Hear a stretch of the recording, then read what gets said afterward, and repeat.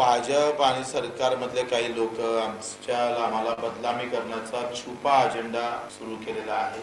का बच्चू कडू बदनाम करून सोडला म्हणजे उद्या शेतकऱ्याचे आंदोलनच उभे राहणार नाही, अशा प्रकारची भारतीय जनता पार्टीने काही छुपा अजेंडा सुरू केलेला आहे। त्यांना विनंती आहे का हे धंदे बंद करा, नाही तर ते तुमच्या लय अंगलट येईल। त्याच्यातला एक प्रकार आहे, काल मला वाटते IBN ला एक मुलाखत होती किशोर तिवारी, तो म्हणते मी तुमच्यावर आरोप का करतो, तर त्यानं स्पष्ट सांगितलं मी काय का तुमच्यावर आरोप करतो। तर ते थोडं नीट ऐकून घ्या, म्हणजे कशा पद्धतीचे लोक असतात।